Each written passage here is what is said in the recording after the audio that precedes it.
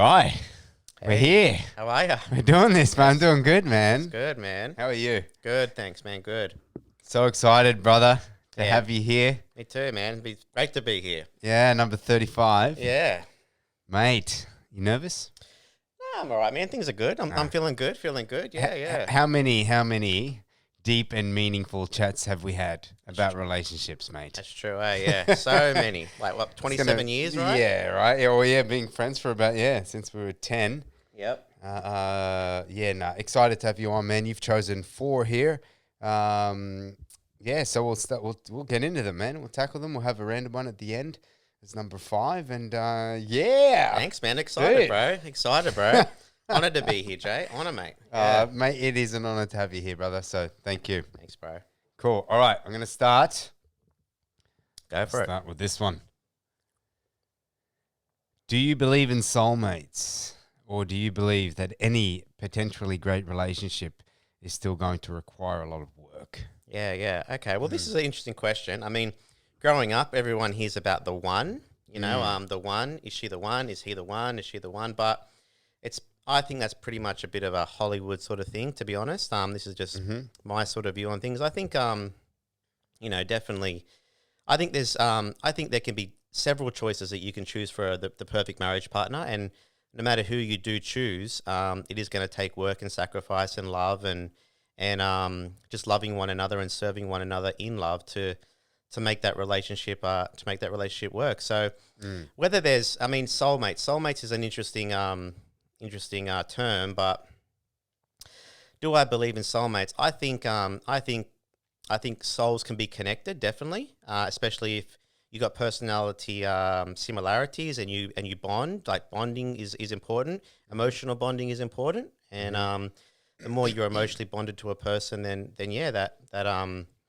that bond is tight. But whether there's actual soulmates, as in the one, I'm not 100% for that analogy. I guess you could say, I think we get And would you say, like, as in, soulmates, that they just exist, they're out there, you're going to be a perfect match straight away from the get-go? Like, because you're mentioning you can be emotionally, mentally connected, and then be like soulmates in that sense, but that takes work, right, to get to that level. I don't know some people you can meet and you can move pretty fast, maybe, and that's maybe where people might think I've met my soulmate.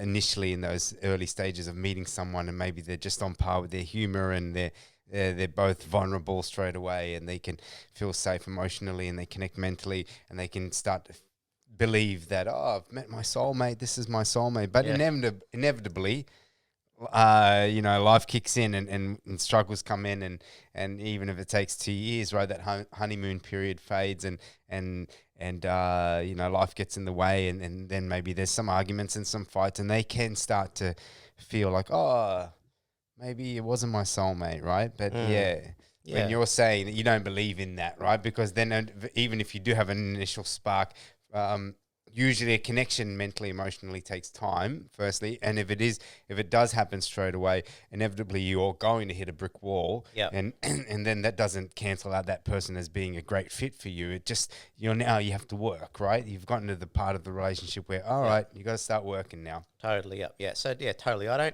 don't believe there's that one person out there for everybody, whether across the world, and where's that one person? I think that we can be matched, and we get to choose who we want to be with, and that takes different qualities which we look for, whether it be attracted to personality, or attracted to looks, or attracted to, caringness or kindness, or intelligence, and different things. But then, yes, definitely, there's going to be some things you're going to come against. There's going to be some challenges, because we've all got different worldviews, and we've all been raised up in different families and been through different traumas and different things in our life. Even just, something small at school can be, growing up as a child, can be something that you might later have to deal with in marriage. And marriage is not, marriage isn't a fairy tale sort of thing that just, like a princess prince sort of, even in princess and prince stories, you see there's always a bit of a challenge. There's always a bit of an obstacle to overcome, and you've got to realize what love is. See, we've got to determine what actually is love. Is love just everything working out and being a fairy tale and Prince Charming and princess and all the rest of it? But don't actually think it is that. Love is surrendering, and surrendering to the Lord. Really, I mean, I'm a Christian. I'm believer in Jesus. So having Jesus as your number one love makes everything in balance. Having him in the relationship as number one, but really serving one another in love. I mean, loving is loving that person, with all their faults and all their things that aren't right. And there's things that aren't right about you as well as a person, as a man, as a woman. Like, you're going to be going through different things, and it's about loving that person right where they're at, and seeing all their imperfections and seeing them just perfectly enough, just as they are. Yeah. Yeah. Right. Okay. And loving them enough to help them get through their challenges, maybe, and help them heal if they want to move on from where they are, right? And vice versa. You would say, yeah. It's always going to require some kind of work, though. Hey, it's not like, that, and like you're mentioning, what is love? It's not just a feeling. It's not just a fairy tale thing. And then you've nailed it. You've got the perfect fit. Yeah. I think a lot of even younger people now are starting to realize that, it's not what they show in the Hollywood films or in the fairy tale cartoons, But like you mentioned, even now in films and in fairy tales, they'll show the struggle. Yeah, there is a struggle there. Of life, yeah, it's just a part of life. Yeah. Yeah, right. And love, you could say, is a choice, right? To choose to love them every day, even when it does get hard. I would say love is a choice. Love is an action. I mean, there is a feeling of love, and you can be in love with someone, definitely. And being in love with someone is different to just loving somebody.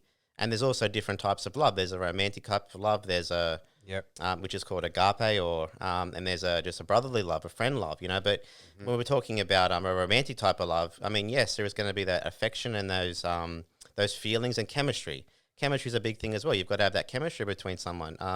That's the romantic thing, and but you, I mean, overall, you will just decide to love that person no matter what it is. I mean, it's got to be a commitment, right? It's a commitment. Yeah, it's a commitment, and hopefully you are both on the same page where you're committed to each other, and that's where marriages work. And you're both on that same page. You're both on that same page. Yeah, so it can't just be one in. You've got to be both in and have both be on the same page, and that takes wisdom on both parts, but also a commitment.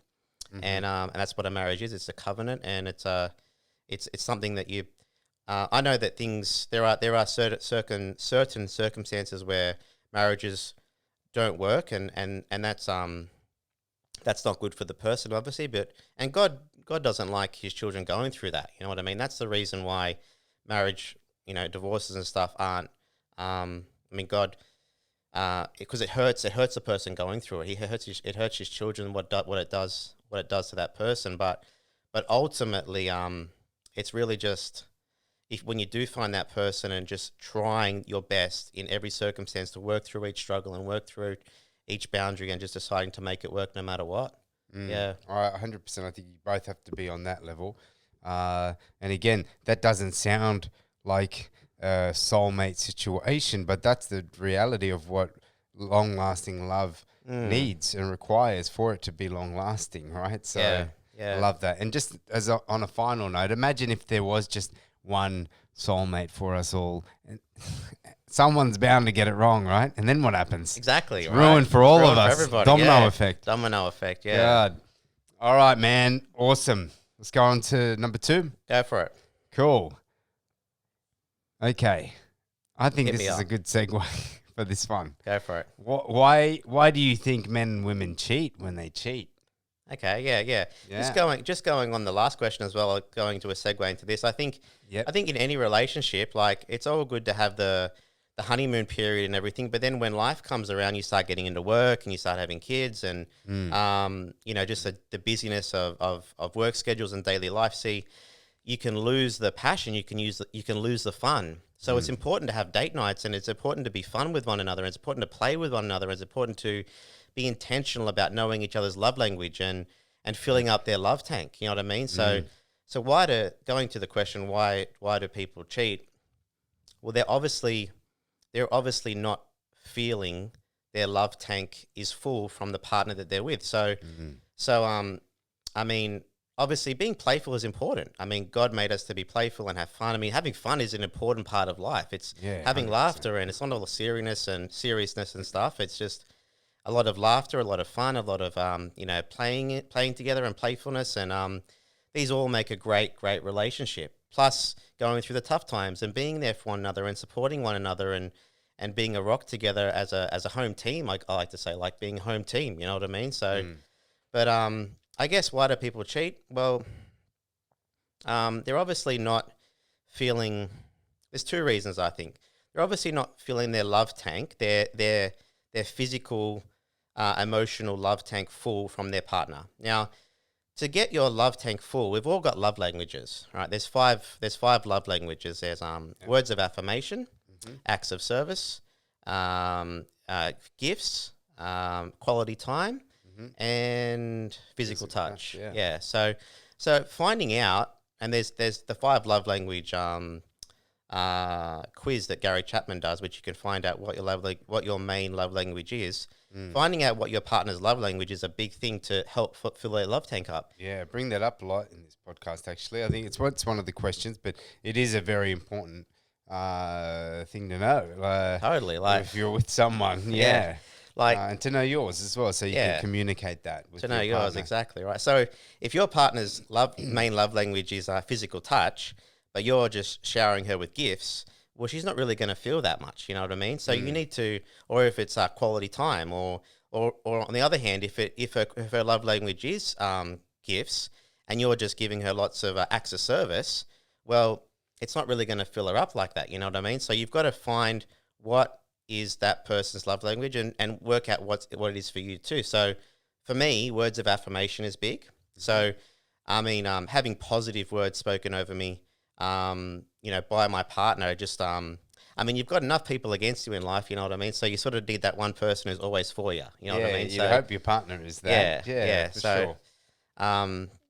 just having positive words, but on the other hand, it's even more important not to have any negative words spoke. It's actually more important not to have any negative words spoken or hurtful words, rather than having more good and positive words. Yeah, especially for someone who their love language is words of affirmation, right? Because negative words, it will cut them deeper than it would cut someone whose love language is maybe physical touch and acts of service, right? Exactly. Yeah. Yeah, but also the positive words will hit you harder as well and more positively than it would with someone who that's not their love language. Exactly. Yeah. Yeah. And I think communication is a big thing as well. Communicating these love languages to one another and just it takes actual work to do the quiz. It takes, 15, it's not a lot of work, but you actually have to do something to find out what the love languages is. So you've got to be willing to do some work in relationships to find out what works for you and what doesn't work for you. There's actually an effort to rest. You know what I mean? It takes a little bit of work so you can rest and enjoy a fruitful marriage and enjoy a fruitful relationship. And then everything takes sacrifice. I mean, 15 minutes doing a quiz is not a big thing to do to have a fruitful marriage. Change your marriage. Your partnership. Yeah. So you think knowing these things can help fill each other's love tank, right? Communicating and communicating these things to each other and other things, obviously having open, safe communication between each other where you feel like you can approach each other with the awkward to talk about things and not have your partner blow up or judge you and vice versa. You think that's very important. What about, do you believe some people maybe, what if I don't know if I know anyone personally who has been cheated on and they've given their partner all the love, like whether the wife cheated or whether the female cheated or the male cheated. But for the people who feel like I have been giving her love and I have been communicating with her and I've been, giving, filling up her well and doing my best, sometimes people still stray away.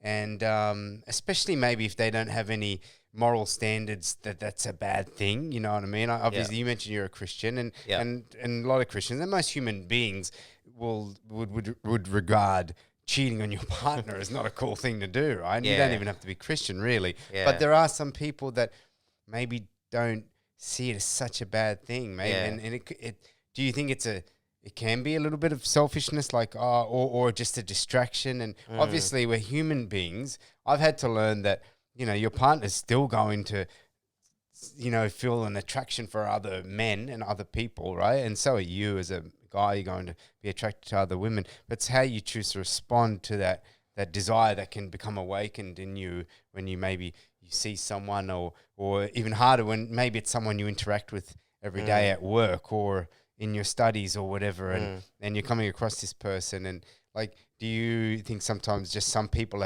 haven't managed that well, and they've let themselves maybe, I'll open up this door a little bit, I'll talk to her on the side, and it's nothing bad, I'm not cheating on, I'm not cheating on my wife, I'm not cheating on my husband, and then it goes to like, little textings, like texting each other, or maybe even meeting up then after work, hanging out a little bit later after work or before work, or and then eventually they're getting emotional with each other, sharing things, and then one thing leads to the other, and yeah, obviously I do believe that if someone's in a relationship and they're sharing with their partner already, and there's a place to be vulnerable and be safe to be vulnerable, then it should decrease their chances of sharing with someone else, right? Yeah. But sometimes it happens. So, what do you think about that? Do you think just people have to be a little bit more disciplined and having boundaries with these things? Yeah, I actually wish I mentioned this first. So having the love languages and filling each other's love tank is probably secondary, because you're right. A lot of times people are filling up each other's love tanks, and their partner does cheat on them, and that's wrong. That's not a good thing to do. It's not a moral thing to do. And I mean, usually I'm a guy, so I think I can say this. Usually it is the guy cheating on the girl. So I mean, and I just and sometimes people go through a big struggle with that. So I would have to say, I mean, look, if you're in a relationship and you're in a committed relationship, and this goes both for women and men, okay? Put your big boy pants on and stay committed to the relationship. Yeah. There's going to be temptations. There's going to be little things that can easily open a door. I mean, it could be someone just in your workplace. It could be something online. I mean, it's just stop it. Naughty. Yeah. Naughty. Like, don't go there. Like, it's just, you're in a committed relationship and you've decided to be in that relationship now. I mean, God wants you to be accountable to that relationship, especially if you're married. I mean, that's 100%. Especially if you're married. Yeah, I mean, you just... And especially if you have children involved. Because it's not just about you and your feelings and you getting your fix now, right? Yeah. Whether you're a man or woman, it's like a part of you mentioned earlier, love is a choice, and love is also selfless, right? And it's sacrificial. Like, love is choosing that person, right? Whether I choose my wife or I choose my husband, and I'm going to commit to them, and I'm going to put them, in this world, I'm going to put them first, and I'm going to honor them, right? I'm going to do what's right by them, and not just go for, my feelings and my emotions are going to want to sometimes do things that are not right? Yeah. Sometimes you're angry and you want to choke someone, but that doesn't mean you should do it. You know what I mean? Exactly. Sometimes you're going to feel a desire for someone, and that doesn't mean you go pursue that and you get intimate with them, whether that be not even just physical, like sex or physical unfaithfulness, but emotional, mental unfaithfulness as well, sharing in a deeper level and connecting in that deeper. You've got to be careful, because that can lead to a physical a form of unfaithfulness. So. Totally, yeah. I mean, with emotions, see, it's not wrong to have emotions, but you don't have to let the emotions control you. You're in control of your emotions, and really, look, your partner's not going to be perfect, and you're not perfect either. That's why you've got to show grace to your partner so that they can show grace to you.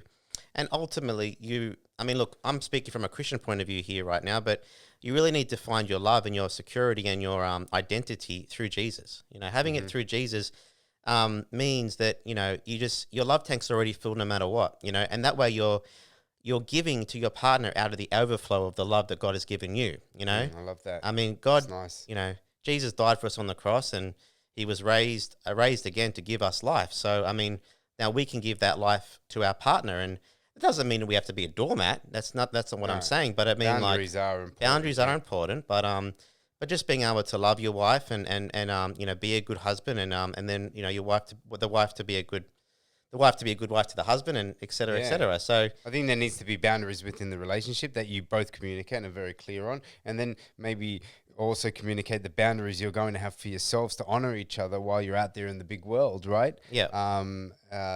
Working, doing whatever, because you're going to cross paths with so many human beings.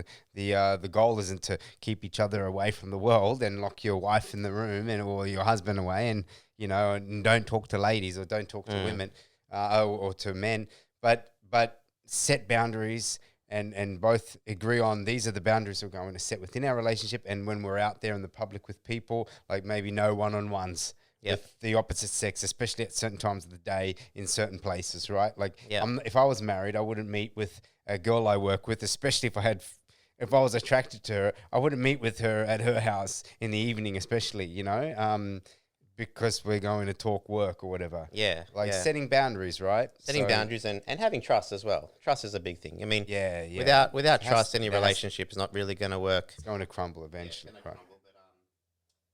trusting. It sounds going a bit weird there, eh? Hang on a minute. Let me try and... what happened there? Go again? Yeah. That's better. Yep. Yeah, cool. Yeah, just having trust for one another in each situation, and realizing that trust is really important, and just realizing how important trust is, and not abusing it, because once trust is broken, it takes time to rebuild if you do decide to try and rebuild that. You know what I mean? So just realizing that if the trust is important and it's valuable, and if once you do have that trust, to just never lose it, hold on to it like a pearl. Yeah, do your best in a field. Yeah, right. I love that. And I think, communication, obviously, and communicating your boundaries and everything is a good way of developing trust with each other. If you come to, you're on the same page with things, and you can both be like, all right, cool, let's do life and let's trust each other that we're going to follow through. And if we don't, we can trust that we're going to come to each other and confess. Totally, so, yeah. And maybe talk through it or work through it or not. We'll see where we go. But they're very important. So just to cap it off, you think people cheat because maybe they're not communicating well and they're not filling up each other's love tanks, right? And they're maybe not healing damage they've done to each other, maybe in words or whatever, and acts in the past. And also maybe they're not setting boundaries, right? And making it very clear what boundaries they're going to have in the world. They're not being selfless sometimes. Yeah, and choosing love and choosing their partner to honor them. Yeah, choosing love and just having that conviction, that godly conviction that it's wrong. Yeah, and just getting their love tank filled from the Lord, and then just really realizing that it's it's wrong to cheat. You know what I mean? Like, it's just a moral thing. I mean, that's just not right. Yeah. I think if someone doesn't think that's wrong, then I'd go as far to say that maybe they shouldn't be in a relationship, right? Yeah, especially with someone who wants to be committed. Yeah, then. Maybe with someone who doesn't, who's open to it, then as well. Yes, definitely. That's when you have to have the same values, I guess. Yeah, having the same values and being in a committed relationship. Yes. Yep. Alrighty, let's go, dude. I think this is a good segue for this question. Now, then, what does healthy love look like to you, Guy? We've kind of summed it up a lot already, so we can just kind of debrief it again. Yeah. So you don't have a lot of time. I will mention healthy love, right? Healthy love. Just one thing quickly, right? Yeah. See, the thing is, if you love someone, it's great to love someone, right? I mean, it's great to give love. It's great to have love. I mean, love is, three things will last forever: faith, hope, and love. And the greatest of these is love. Amen. So, love is powerful. You know what I mean? Love dissolves all hate. Love is powerful. It's a powerful thing.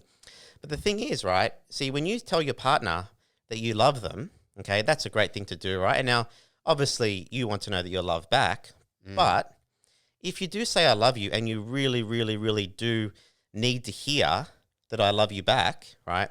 You're not sort of really saying I love you to them. You're sort of saying I need you. Yeah, right. Okay? Yes. So when you do say I love you, it really should be out of you don't necessarily need the I love you back. Yeah. Right? Because you're coming from a secure point of view that you are loved and you are secure in who you are. Your identity is in Christ. You know who you are. You know who you are as a man. And obviously, you like to know that you love back, and that comes. But when you do say I love you, it's like you're giving it for free. You know what I mean? You don't need anything back. Yeah. If you do say it and you want something back, are you really saying I love you, or are you saying I need you right now? Yeah, right. And that's the difference where you'll feel it. If you say I love you and you don't feel the need to have it back, you'll feel a freedom. An unconditional kind of love, Yeah, right? an unconditional kind of love, and that could go on beyond relationships, which we don't need to go into, but to be able to love your partner and say, look, I'm going to choose you. At the end, you mentioned trust earlier. We need to trust each other, and that's where. But at the end of the day, I mean, you have to, because they're human beings. They're free. You don't want to chain anyone up. Yeah. God forbid you're in a relationship like that. But you trust requires a letting go. But when you're in a place where you can just love them and you're like, you know what, I love you, I choose to love you, whether you love me back and whether you keep your end of the bargain on what we agreed on and being faithful, I don't care, I trust you. I'm going to let you go, and I'm just going to keep choosing to love you every day, every night, and I don't need you to love me back. It's nice if you do, that's awesome, but I don't need you to love me back. And you would probably go as far to say that to be in a place like that requires you to have something else in place in your life, right? And for you would be your faith in Christ. My faith in right? Christ, yeah, because that fills you up. That's something eternal, beyond this world, beyond material things that you go to, and you already know you're loved. You already know your identity in Christ. So now you can freely, like you said earlier, from the overflow of love you receive from God, you can love others, whether they love you back or not. It doesn't matter. You're still going to love them, right? And if they love you back, awesome. Maybe it could be a good relationship. Yeah. And then if your partner is in the same boat, I'd like to believe that could be a beautiful thing. Oh, of course. A beautiful dance. In life. I mean, that type of love is a radical love, you see, and that type of radical love changes lives. It transforms lives, you see, because people realize they're loved just as they are. Yeah. And you'll always find Jesus loved us like this, right? It changes a person, and they will ultimately love you back just as much as you love them. I mean that's the kind of love that softens hearts, right? That softens hardened hearts, that heals damaged hearts. The kind of love that, if you're loving and again, like I said, it could go beyond obviously a partnership in love, like a spouse or a romantic relationship. It can go to a brother or a sister or a friend. You love them even though they keep dropping the ball, or they keep making mistakes, or they keep doing the same thing that's hurting you and hurting them, but you still love them. You're there, you show up, you still choose them. It's not like, you did that again, I'm out. I'm done with you. And eventually it's that kind of love, right, that may help people heal and move on, because they feel loved, obviously genuinely loved, and find healing and be able to hopefully eventually love back. Usually, I've heard it often said, and hurting people hurt others, right? So, I mean, usually if someone does hurt someone, it's usually from a wound that they're carrying themselves, like a bird with a mended, with a wounded wing, and sometimes that wing just needs healing. You know what I mean? And if you can be in a position where you're secure enough in who you are, and that God loves you, and you're okay just as you are. If you get to a point where everything was stripped away from you and you'd still be okay because you know who you are, you know where you're going, then that way you can love out, then that love transforms people. And ultimately you'll find out, I mean, look, the Bible says, seek first the kingdom of God above all else and his righteousness, and everything else should be added to you. Seeking first the kingdom of God is loving people, and you'll find that God just gives everything back to you more and abundantly into your life. You know what I mean? Yeah. You find abundant relationships and abundant friendships and abundant marriages, and God blesses you, when you seek his kingdom first. But I love that. I'm a believer of that. It's easier said than done, and we can get caught up in the ways of this world, right? Chasing love and putting love as the ultimate thing to achieve, and putting it on the pedestal, so to speak, and or money and finances and career and status and fame or whatever, and all these things that the world teaches you is important. And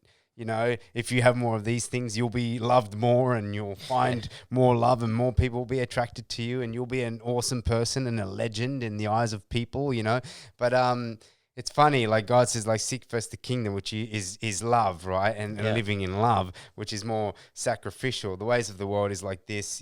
We're all trying to be at the top of the pyramid, whereas bam, like Christ said that if you're on the bottom, the greatest is the person on the bottom, right? Who's serving and helping others and giving and loving unconditionally. And then if you do that, everything else will be added to you, and that's even more fulfilling, right? Than chasing the things of the world. And like you hear it many times. Most people, they've achieved all these things, and you hear them on podcasts and interviews, and they're like, I'm still empty, man. It wasn't. I'd achieve that, and then I'd want more, and it's never ending. It's not satisfied. And I'd like to also, I truly believe, mate, unless you're in a place where you feel confident in who you are and your identity, and that you're loved, that unless you're there, you're not really in a healthy place to walk into a relationship, right? It's true, yeah. That's why a lot of relationships, I believe, fail, because we go into them needy of that, like it's going to complete us or fulfill us, and then that's why we desperately hang on to it. And then when they hurt us, it hurts deeper because we're hanging on more than we should be, you know, like, and we're needing it more than we should be. Whereas if we didn't need it that much and we just choose that person because we're a good fit, we're making it work. And then if they hurt you, it's not so much, it still hurts, but it's not as much of a deep wound because your strength isn't attached to that, you know? Yeah. I mean, ultimately, a great marriage is going to be two whole people coming together to make a great combination. But say that a lot. I mean, but yeah, like, look, even if it, definitely people can hurt one another, but even if that hurt does come in for some way, you're still okay because you know who you are, you know where you're going, and you know where your love comes from. You know what I mean? And just knowing your identity and knowing your security and who you are as a person, whether that be a man or a woman. Obviously I don't know who I am as a man. I don't know what I stand for. So, And then it helps you when you're in that place. You're more likely to respond, even when you get hurt. You're more likely to respond in a healthy way because again, it's not your life source, that relationship. And if you're not married yet and you discover, we're not a good fit, you're more likely to be able to walk away from that relationship and not desperately hang on because you really need it now and you need the fix of it. You know, you can, in a healthy way, walk away and say, okay, this isn't good, Yeah, like, I mean, totally, man. Look, I'm not saying be a doormat because you never want to be a doormat. You got to have boundaries. You got to have boundaries. You got to definitely have boundaries. Boundaries are so important, and you got to respect yourself. Jesus said, "Love your neighbor as yourself." He didn't say love your neighbor more than yourself. He said, "Love your neighbor as yourself." Yeah, and it's a good point to bring up, man. And Jesus said, "Go the extra mile." He didn't say go the extra 10 miles. He just said go the extra mile. So go do what you can, but don't go smash yourself into nothing. So it's got to get to a point when you're like, what you talking about, Lewis? Willis? Was it Willis? Yeah. What you talking about, Willis? I'll go 1 mile, but 10 miles? 10 miles. Oh. What you talking about, man? What? Hold up. Yeah. Hold the phone. What you going to do? What you going to do, mate? That's got to come out. No, I love that, man. So healthy love is knowing who you are in Christ, right? And not needing that love from someone else. Two whole people coming together, adding to each other's life, not fulfilling each other, right? Healthy love is choosing to love unconditionally, right? It doesn't matter what you get back, but also not being a doormat. And this goes back to question number 1, having boundaries and being clear and communicating them to each other. Like, I believe, that's a good way to avoid being a doormat, mate. You don't want to be a doormat. I want to be a doormat, yep. Number 4? Go for it. Alrighty. It's a good one. What draws you initially to a woman? What are the top 3 qualities you look for in a woman before going further with them? Okay, top 3 qualities. Initial attraction. I guess for anybody, I mean, initially you are going to, because without speaking a word to anybody, or without speaking a word to a woman, obviously I'm a man, so obviously without speaking a word to a woman, you're going to be attracted to their looks. That's the initial thing, right? That's what's initially going to draw you to speak to them if you don't know them. Now, friends can come into play where you get to know people through different circles and different activities, and whether it be church or whether it be work, so you get to know them as a person, so you get to know their character. So I'd say the initial attraction with anything, you're usually looking at someone you're physically attracted to. But that's nothing. That's not the whole. That's not the whole package. Definitely not the whole package. You need to be looking at their personality, their character. So I guess the initial attraction is the looks, but then you're looking at their personality, their character. You know, I mean, what their heart's like. I mean, it's about their heart. I'd say heart is probably more important than anything. Are they caring? Are they kind? Are they compassionate? Are they considerate? You know, can you have fun with them? I mean, often I look at this like, I've heard this said by my pastor actually. You can look at a person and tell a lot from them by a way they respond to an accident. If you were driving across the road, through the road, and there was an accident, and you could see that there was an accident, and there was obviously maybe some people being hurt, but would you call the police first, or would you call the ambulance first? You know, your first response to that is going to tell you what type of person that is. Yeah, wow. You know what I mean? If you call the police to try and get things sorted and try and get people sorted and, you know, get things worked out, or are you going to call the ambulance to get people healed? You know, what's more important to you? Yeah. You know what I mean? Is it the coming down? Is it the structure, or is it the healing of people? You know what I mean? Is it the caringness? Is it the compassion? You know what I mean? Like that's something that I would look at. I mean, what type of person is this person? Would they call the police in an accident, or would they call the ambulance? You know what I mean? And usually, and I would go for the ambulance person. You know what I mean? So you want a caring, tender heart. Yeah, caring and tender, kind, compassionate. You know, loving. Someone with empathy. You know what I mean? Someone if they see somebody who's hurting, is going to want to put healing into that person. You know what I mean? Not going to put judgment on. I mean, so the police are judging, so they're coming down. Okay, you've done this wrong. You're going to be locked away. You know, who's at fault? Yeah, who's at fault? See, where the ambulance is always healing. Okay, what's wrong? How can we help? Yeah, you know what I mean. So, and usually the person who's done something wrong knows what they've done wrong anyway. So it's not about like condemning people or anything. It's about in not in an accident, but just in life. But it's about healing. And so I guess back to the question, just someone who's caring, loving, you know, honest, obviously. Someone who's honest with you and careful of your feelings, and just considerate and compassionate. And for a marriage, someone who's going to be a great mom, someone who's going to be a great wife, someone who's going to. Sometimes you don't see those qualities straight away, but there are hints. Do you believe, like when you may be dating them, that they have motherly qualities? Yeah, of course, maternal kind of qualities. Yeah. And what would you look for? Like, what are signs that for you that you? They'll probably be a good mum, is it? Like, I'm curious. Yeah. So if I'm dating someone, I'm engaged at the moment. Yeah, so congratulations, buddy. That's a recent thing. Hey, yeah. Thank you, man. Yeah. Love that, mate. Yeah, thank you. You heard it first on the podcast. So I'm engaged, but dating.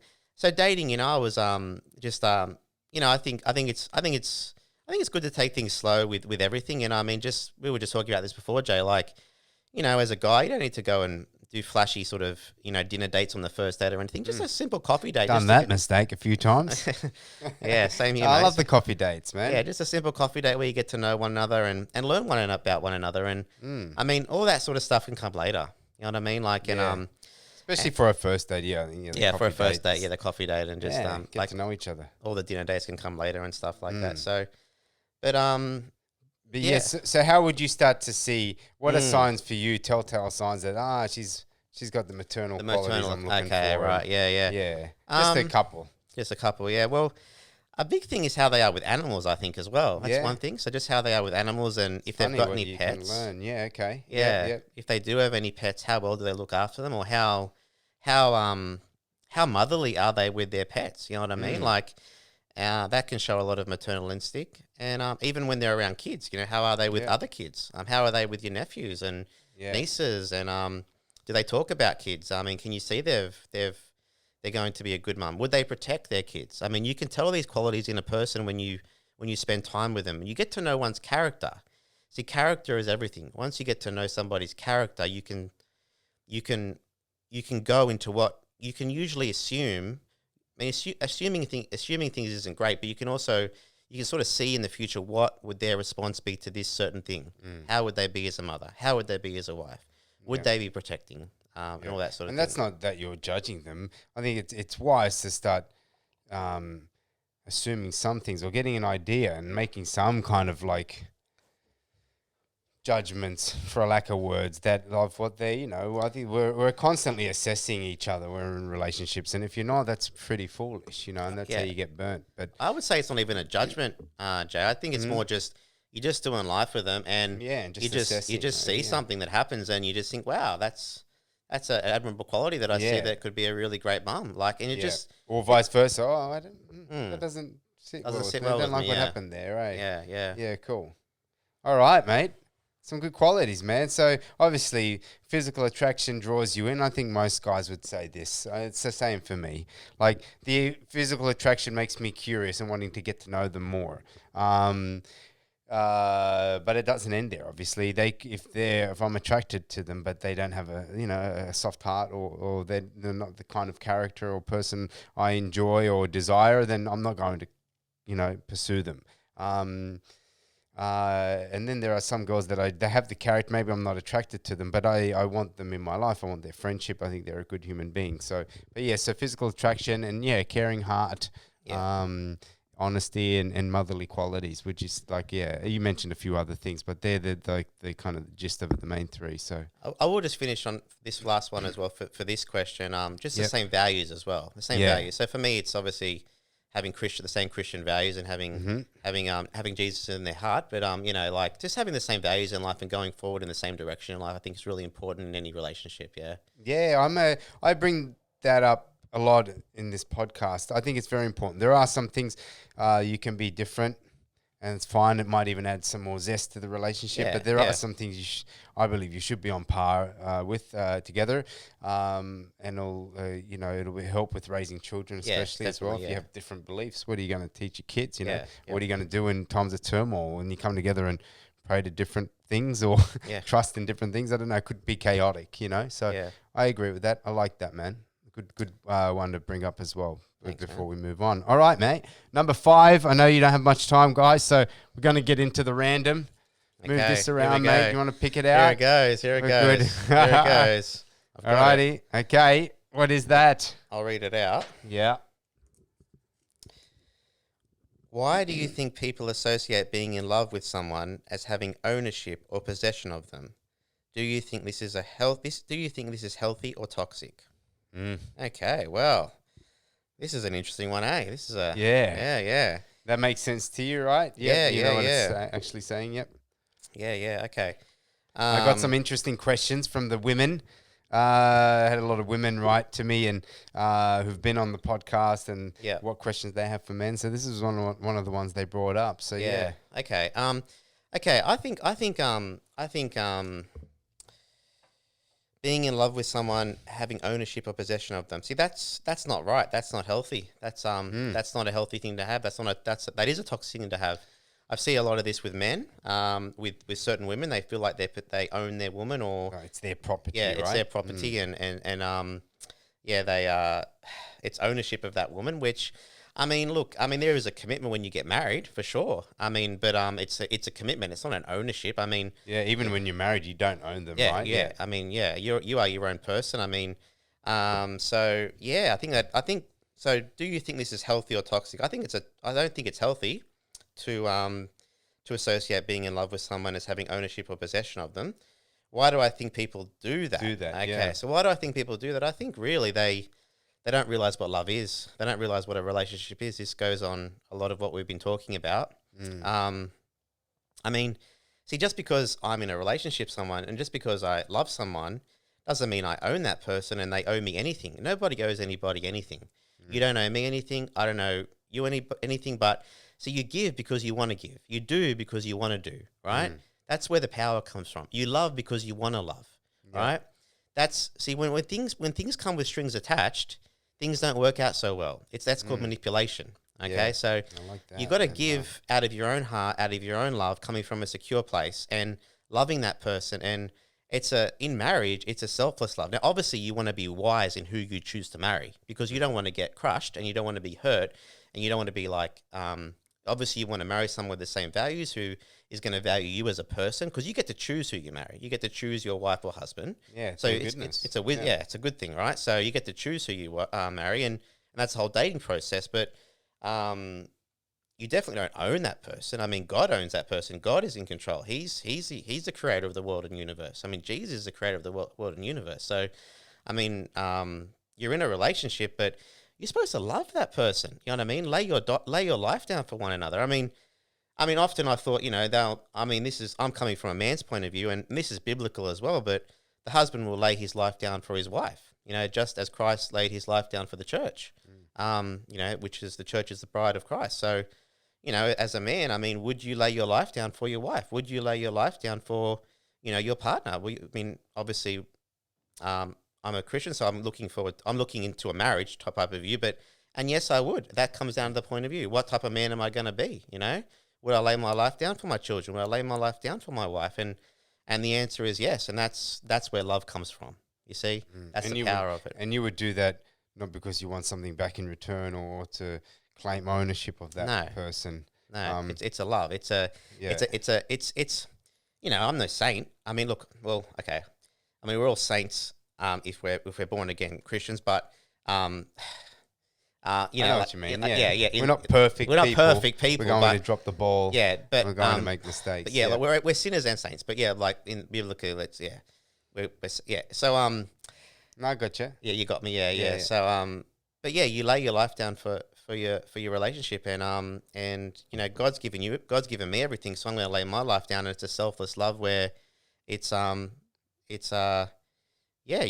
you love them just out of your own heart and for who they are, and you definitely don't own that person. Now, obviously, like we've talked about before, you do have boundaries. You don't become a doormat. You don't just be treated badly. But that's where boundaries come in, and people when boundaries are set and boundaries are stuck to, people realize what they can and can't do without any repercussions or anything coming up after that. Yeah, right. Yeah, they know their healthy limits. Yeah, they know their limits. Yeah, the that they've both come to terms with and agreed on.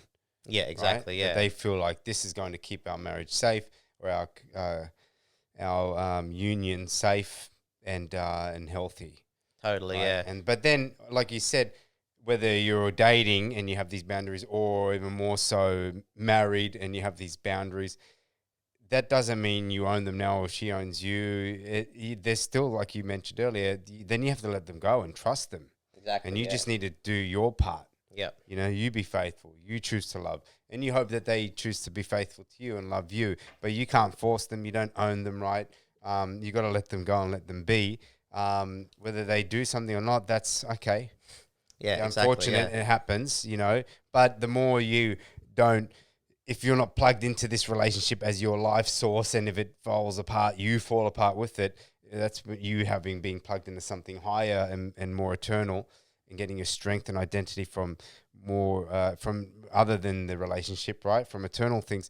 Then you feel like if things did fall apart and they did not keep their word, that you'll be able to deal with it better. And even if you had to then, for some reason, marriages fall apart, I mean, I was in one that fell apart. Yeah. And but you can walk away from it and not be destroyed, right? Totally, yeah. And not feel like, I own you,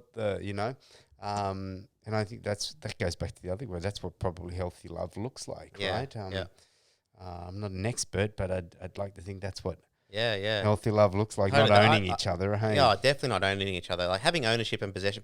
Having a possessive nature is not a good quality to have. Yeah. And it's definitely not. It's not godly, and it's not healthy for any relationship. I mean, you're supposed to serve one another. That's the other word I was looking for. Serve one another. Looking how you can serve one another, and that goes both ways. So that's serving one another in love is opposite to ownership and possession and demanding things. Look, people might go there and associate love with ownership because maybe we live in a world where we buy things like, I love that car, or love that house, I love that shirt, and we go and we buy it, we purchase it, we own it, and it's ours, and we don't want someone to steal it or to wreck it or do anything to it, right, or rob us in there or whatever. So maybe that's why sometimes people can associate, I love that person, I'm going to buy it with a ring or something. I will say something. Even marriage, like the thing is, you can't earn love. Okay, love is not something you can earn. You just buy or earn it, right? Yeah. Love is something that is given. It's freely given. Jesus, gave his love freely to us. We can't earn our place in heaven. We can't earn his love. He's already given it to us. We can accept it by accepting him into our heart, but we can never earn it. Just like in a relationship, I love my fiance. Now, she can't earn it. I've given it to her. It's free. It's a free gift. You can't, if it's true love, if you're talking about real love, right, it's given freely. Yeah, it's right. never earned. Yeah. Right. Now, hopefully that relationship is respected, and like you have a strong bond where you're one, and you respect one another and you love one another. So you're both lifting each other up and edifying each other. But ultimately, it's a free gift that can't be earned. Yeah. It's given freely. Yeah. And that's just something about people maybe trying to earn the love of someone, thinking, oh, they don't love me, but I'm going to keep working and keep trying. Eventually I'll get it. Like, that's not healthy then, right? If you feel like you have to earn their love, or if you're already with someone, then they're making you work for it. Like, oh, maybe if you do that, I'll do this, or I'll love you more, or whatever, and that goes back to manipulation, yeah. And that's all toxic and not healthy. So that's a great point, man. Great point to maybe end it on. Love is not earned. It's freely given. It's a choice. Yeah, I like it. Yep, definitely. I think that's a definite thing that I've realized in life, and you can't earn it. So it's a powerful thing, and it's an amazing thing, and it's a beautiful thing, and God's given it to us to express ourselves, and ultimately He's shown His love through giving us Jesus, and we can love one another, and we just got to use wisdom and discernment with everything we do, but we can be lights to the world and be in great healthy relationships if we just know the right things to do and love one another. Love Amen. that, man. Freely love. Awesome, brother. Mate, Yeah. we're done. All right. Sounds good. Episode 35. Cool. Hitting on about 51, just over 51 minutes, man. Okay, Hey, well, dude. Yeah. Thank you so much for No being worries, on the Shay. show, Thanks, man. brother. Such a pleasure. Yeah. Sky, you've been in my life for, how much would we say? 27 years. Yeah. And now we're doing a podcast. Yeah, that's it, man. That's it. All right, mate. Love you, bro. Love you, buddy. Love you too. Thank you, man. No worries, man. Ciao. And to the guests, yes, coming in on YouTube or the podcast channels, thank you. This is episode number 35 with Guy Stein. Yeah.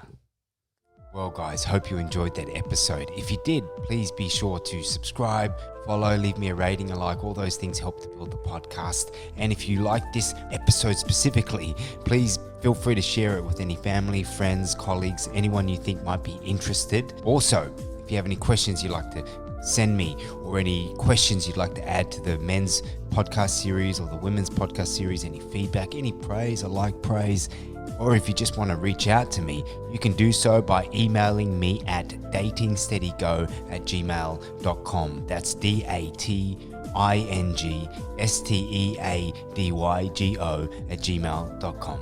Thanks again, guys. Ciao.